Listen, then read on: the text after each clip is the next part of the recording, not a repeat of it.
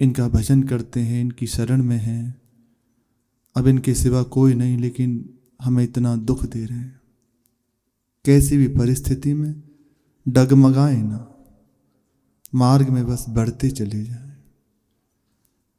ये मार्ग की एक बहुत अद्भुत बात है, यहां मंजिल तक पहुंचा नहीं जाता,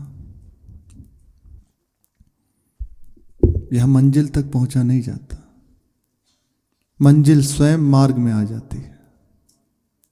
ये इस मार्ग की विशेषता है। दिखाई देता है कि हम चल रहे हैं, जब जो साधन मार्ग से चलते हैं, ये लगता है कि चल रहे हैं, प्रभु को प्राप्त करना है। लेकिन जब प्राप्त करने की बात आती है, प्राप्त होता है, तो वहां तक पहुंचता नहीं है, वे स्वयं आ जाते हैं।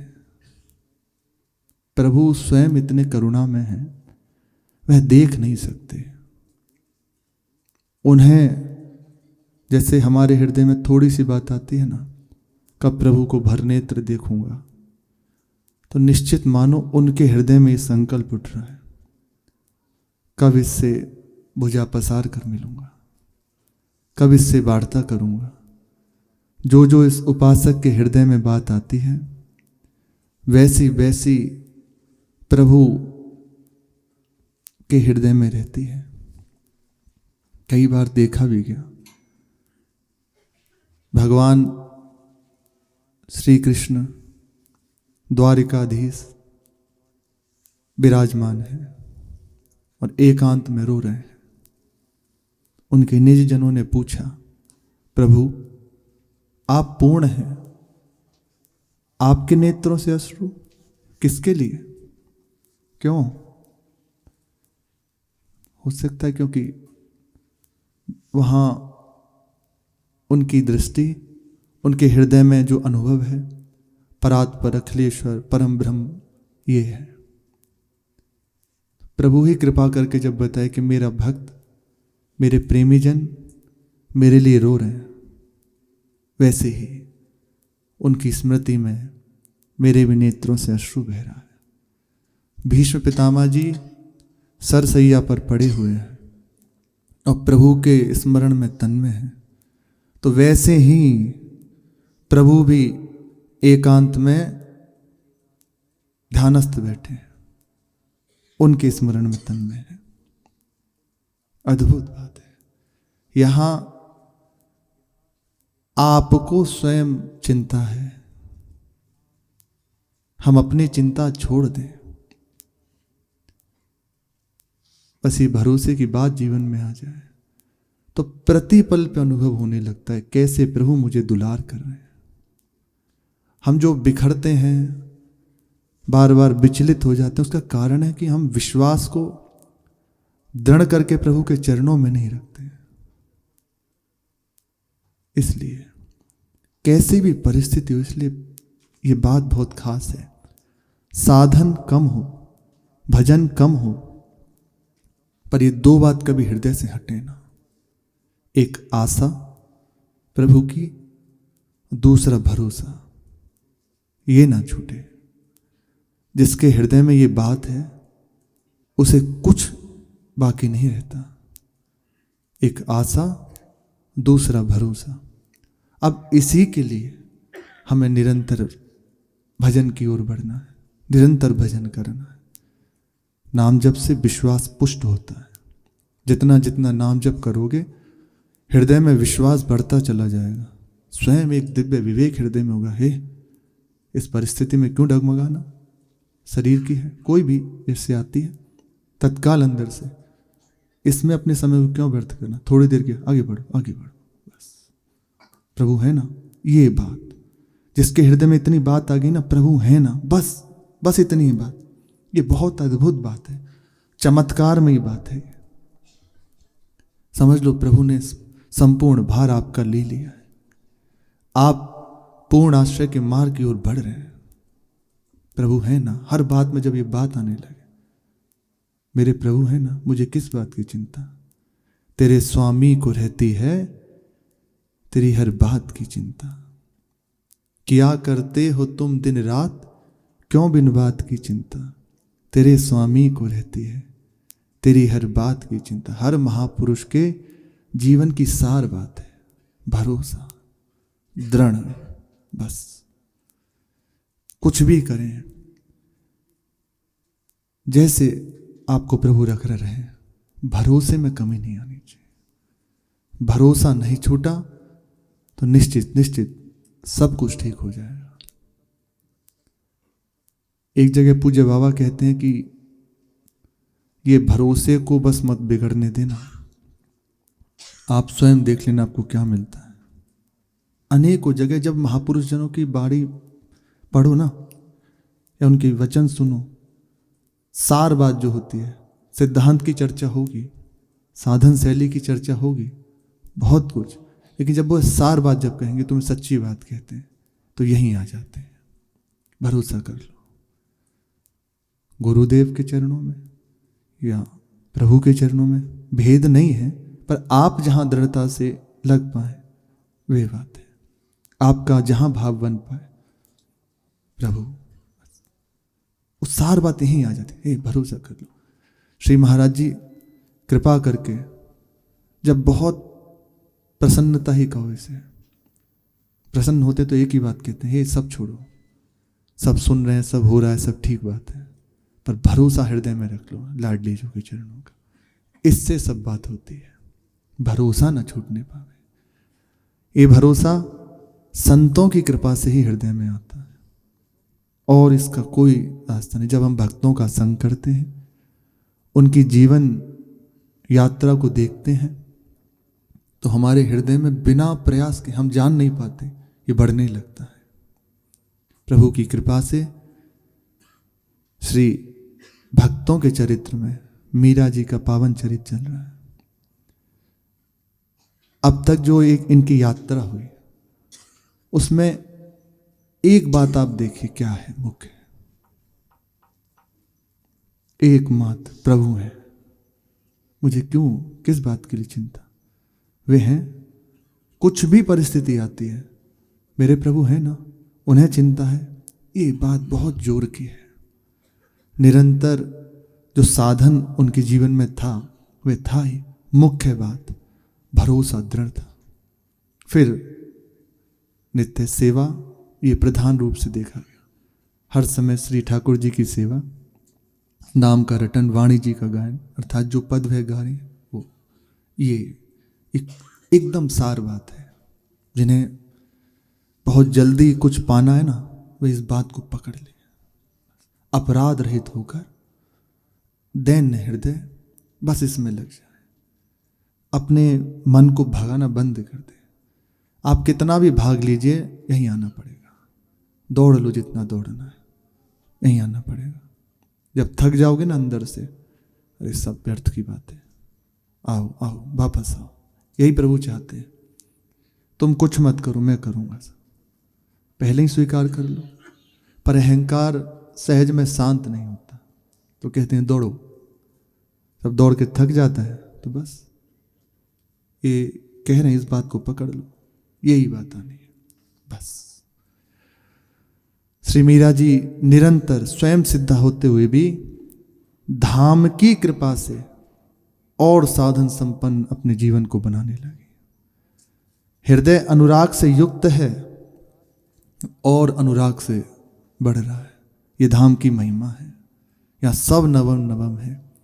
श्री बिहारिन देव जी कहते हैं, बसी वो श्री वृंदावन को नीको। निरंतर मीरा जी का हृदय अनुराग से युक्त है और नवम नवम अनुराग की उनके हृदय में वृत्ति जागृत हो रही है। वही पद में श्री बिहारिन देव जी कह रहे हैं कि इसका भाव क्या है। छिन छिन प्रति अनुराग बढ़त नित, ये यहां की महिमा है। छिन छिन प्रति अनुराग बढ़त नित, दरस बिहारी जी को। बसी वो श्री वृंदावन को नीको। नैन श्रवण रसना रस अचवत, अंग संग प्यारी पीको, श्री बिहारी बिहारिणी दासी अंग संग बिछुरत नाही को, बसी वो श्री वृंदावन को नीको। निरंतर प्रतिपल यदि चूक ना हो, जैसे महापुरुष जन रहनी बता रहे हैं वैसे रहा जाए तो धाम की कृपा से हृदय में अनुराग बढ़ने लगेगा। छिन छिन प्रति अनुराग बढ़त दिन, दिन प्रतिदिन निरंतर नवम नवम अनुराग बढ़ने लगता है। ये धाम की महिमा है। नेत्रों का जो लाभ है, बिहारी जी का दर्शन, वह यहाँ सहज में उपलब्ध हो जाता है। उसके लिए कोई प्रयास नहीं करना पड़ता। ये धाम की महिमा है। नेत्र, श्रवण, रसना निरंतर उस रस में डूबी रहती है। श्यामा श्याम का निरंतर सानिध्य है प्राप्त उस उपासक को हो जाता है, जिसने वृंदावन धाम का वास रसिकों की प्रदत्त रहनी उपासना में अपने जीवन को लगा दिया। यही है यहाँ की खास बात। बिहारी देव जी कह रहे हैं कि जब उपासक से श्यामा श्याम से मिल जाता है तो एक क्षण के लिए दर्शन हुआ, फिर कभी होगा ऐसा नहीं है। बिछुरत नाही, एक क्षण के लिए भी बिछुरन नहीं होता। छिन छिन बिहरत संग, छिन छिन निरखत प्रेम भरी, छिन जस कहत अभंग, यह जो कृपा हरिवंश की। ये यहाँ की महिमा है। तृपित न मानत नैन, कुंज रंध्र अवलोकितन, यह सुख कहत बने न, यह जो कृपा हरिवंश की। निरंतर अनुराग ये बहता है यहाँ की वायु में। श्री सेवक जी महाराज कहते हैं, बहत प्रेम सागर जहां, यहाँ प्रेम सागर बह रहा है, लेकिन हम सूखे हैं। ऐसे प्रेम सागर में रहते हुए भी बिल्कुल एक कण भी अपने ऊपर नहीं लग पा रहा, बिल्कुल सूखे के सूखे। वैसे ही देखना हो चाहिए कहाँ चूक हो रही है, क्या गलती हो रही है, तो इसका निदान बहुत जल्दी कर लो, इसका निवारण बहुत जल्दी कर लो, कहीं विलंब ना हो जाए। मीरा जी का हृदय निरंतर अनुराग में बढ़ने लगा धाम की कृपा से। बड़े बड़े संतों का दर्शन, उनका सानिध्य है, उन्हें प्राप्त होने लगा। इन्हीं दिनों किन्हीं ने उन्हें श्री जीव गोस्वामी जी महाराज की चर्चा सुनाई। माधव गौड़ेश्वर संप्रदाय के आचार्य पद पर श्री जीव गोस्वामी जी महाराज विराजमान हैं। बहुत अद्भुत महापुरुष, प्रकांड विद्वान, बहुत दिव्य महापुरुष। उनकी चर्चा सुनाई कि वह पास ही में विराजमान है, आप चल के उनका दर्शन कर लीजिए। श्री मीरा जी उनकी गरिमा, प्रतिष्ठा, ख्याति सुनकर दर्शन करने के लिए गई। इन्हीं ने पत्र भेजा था श्री जीव गोस्वामी जी ने गदाधर भट्ट जी के लिए। अनाराध्य राधा पदाम्बोज युग्नम अनाश्रित वृंदा टबि। कहते हैं कि तुम्हें गदाधर जी को जब यहाँ बुलाया कि लाडली जी के चरणों का आश्रय नहीं लिया, वृंदावन धाम का वास स्वीकार नहीं किया, तुम कैसे कृष्ण रंग में रंग गई, श्याम रंग में रंग गई। कुतः श्याम सिंधु रस श्याव गाहा, कैसे कैसे। तब जब गदाधर भट्ट जी से इन्हीं के शिष्य मिले और कहा हम वृंदावन से आए हैं, श्री जीव गोस्वामी जी महाराज ने आपको बुलाया है, तो कहते हैं दतून कर रहे थे उस समय बैठे हुए। जो ही नाम सुना वृंदावन, वहीं से धड़ाम से गिर पड़े। इतना अनुराग वृंदावन के प्रति। फिर लौट कर घर नहीं गए, वैसे ही उन्हीं के साथ चले आए वृंदावन, आजीवन यहीं रहे। यही श्री जीव गोस्वामी जी महाराज। इनका दर्शन करने के लिए मीरा जी के हृदय में व्याकुलता हुई और अपने परिकर के साथ मीरा जी वहां पहुंची। वहां जाकर प्रार्थना करी उनके सेवक से कि दर्शन की अभिलाषा है, कृपा हो। तो सेवक अंदर गए। उस समय भजन में श्री जीव गोस्वामी जी विराजमान बैठे थे और कहा कि जब उनसे प्रार्थना करी उनके सेवक ने कि मीरा जी दर्शन करने आए हैं, तो उन्होंने मना कर दिया कि हम स्त्री दर्शन नहीं करते, उनसे जाकर कह दो। सेवक बाहर आए। बाहर आकर उसने ऐसे ही कहा कि गोस्वामी पाद किसी भी स्त्री का दर्शन नहीं करते, वे मना कर रहे हैं आपसे मिलने के लिए।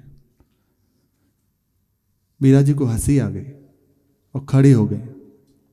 ऐसे हाथ जोड़कर कहा कि धन्य है श्री गोस्वामी पाद, मेरा बार बार उनके चरणों में प्रणाम है कि मुझ दासी से अनजान में चूक हो गई, गलती हो गई। उनसे दर्शन देने की विनती करी। मैं तो अब तक बस एक ही बात जानती थी कि श्री वृंदावन में पुरुष, परम पुरुष तो एकमात्र श्री कृष्ण ही है, बाकी तो सब उनकी संगिनी है, गोपी स्वरूप हैं, सखी स्वरूप हैं। पर ये और भी पुरुष वृंदावन में आ गया। मेरी भूल को दूर करी, बड़ी कृपा करी। अब मैं दर्शन ही नहीं करना चाहती, क्योंकि श्री कृष्ण के अतिरिक्त हम किसी और पुरुष का दर्शन ही नहीं करती। उन्होंने बड़ी कृपा करी और उठ के ऐसे इतना कहते हुए वापस जाने लगी। ये बात सेवक अंदर जाने से पहले श्री जीव गोस्वामी जी महाराज ने सुन ली और वे एकदम हृदय में जलन हुई और दौड़ते हुए बाहर आए। आगे सीधा चरणों में ऐसे झुके और उनकी चरण रज मस्तक पे लगाई। क्षमा करो माँ, ऐसे संबोधन किया कि अभिनय क्षमा हो, मैं नहीं जान पाया, मेरी भूल को आपने सुधारा, बड़ी कृपा करी। मीरा जी ने कहा आचार्य आप उठें, आपके लिए शोभा नहीं देता, आप बड़े हैं, आप उठें। सहज सरल जी जी जी, बस इतना ही, और कुछ नहीं बोल पाए। कहा आपने सत्य कहा, मैं किस भूल में था पता नहीं। जब तक सत्य सर्वविदित होने हो, उसकी जानकारी भी है, यदि व्यवहार में ना आए, अनुभव में ना आए, तो अधूरा ही है। जान लिया सर्वत्र भगवान है, तो बस ये वाक्य ही नहीं रहना चाहिए, ये अनुभव होना चाहिए हृदय में कि प्रभु के सिवा कहीं और कुछ नहीं। यदि ऐसा नहीं तो फिर अधूरा ज्ञान रहेगा, और अधूरा ज्ञान बहुत दुखदाई होता है, अपने लिए ही, वो हमें ही फंसा देता है। इसे जो बात मिले वो पूर्ण हो, शब्द ब्रह्म का पारगामी और परम ब्रह्म का अनुभूत, ये ही हमारे महापुरुषों ने कहा है।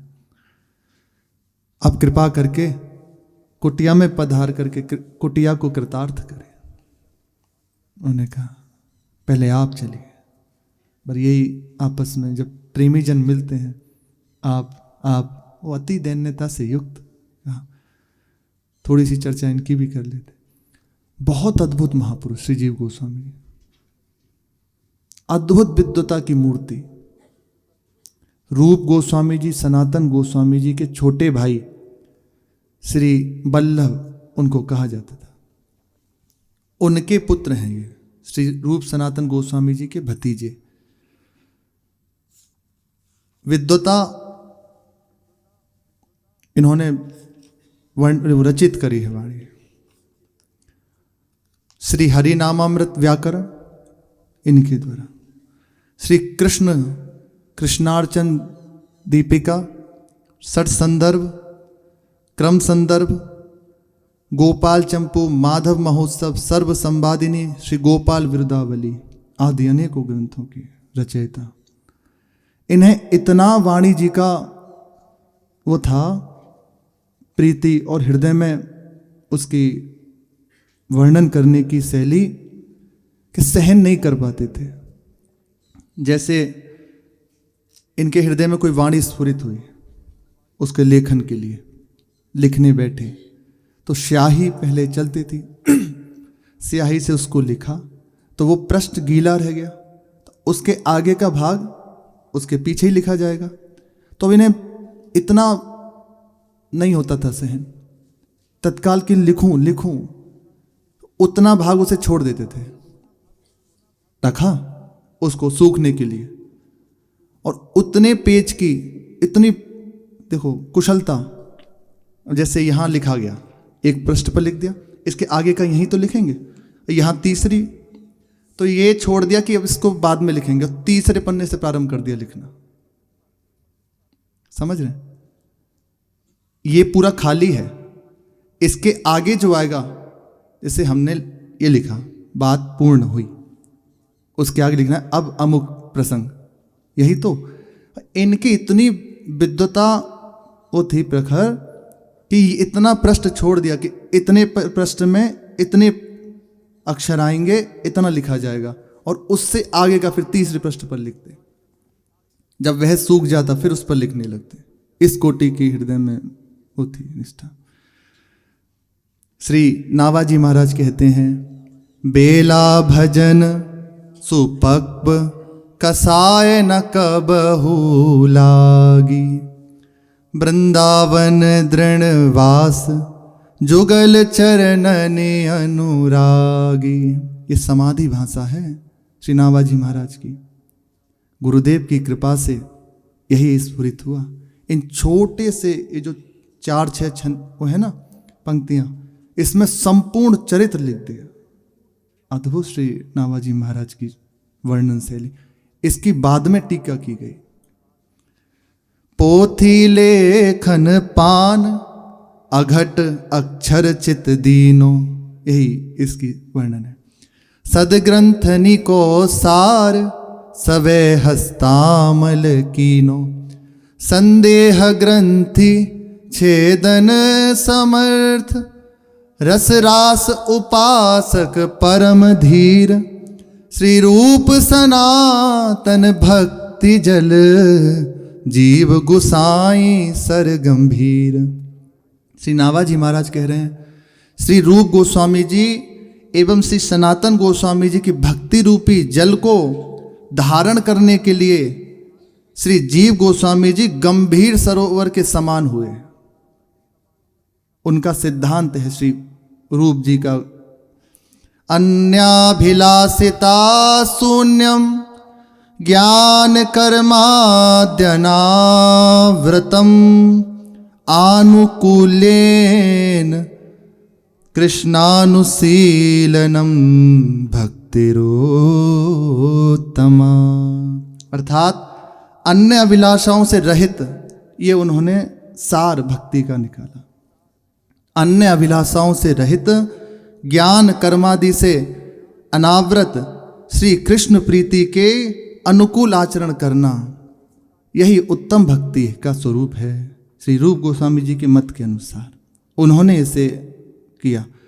तो उनकी इस महान भक्ति रूपी जल को अपने में इकट्ठा करने के लिए सरोवर के समान हुए श्री जीव गोस्वामी जी महाराज। दृढ़ नियम पूर्वक भजन साधन ही सरोवर का सुदृढ़ तट है, श्री नावाजी महाराज कह रहे हैं। इसमें कभी भी माइक विकार रूपी काई नहीं लगी। सरोवर के आसपास काई लग जाती है ना, उसे माया की विकार कहे जाते, तो कभी नहीं लगी।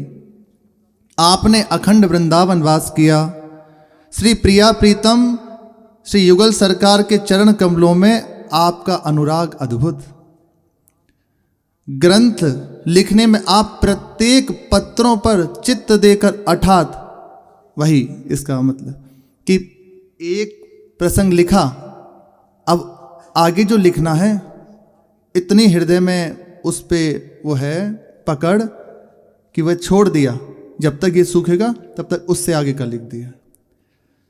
प्रत्येक पत्रों पर चित्र देकर अघट अर्थात न्यूनाधिक के दोष रहित समान अक्षर लिखते रहे। ऐसा नहीं कि कोई अक्षर कम रह गया, संपूर्ण जितना होना चाहिए पूर्ण। समस्त सदग्रंथों का सार आपको हस्तामलक हो गया। सारे सिद्धांतों का सार है प्रभु के चरणों में प्रीति हो जाना, वो इन्हें प्राप्त हुई। जिज्ञासुजनों की संदेह रूपी ग्रंथि को खोलने में, संदेह को हटाने में, उनका निराकरण करने में आप समर्थ हुए। रास रस अर्थात परमोज्ज्वल श्रृंगार रस के आप उपासक, परम शांत, दांत एवं विवेकवान श्री नाभाजी महाराज कह रहे हैं। एक बार की बात है, श्री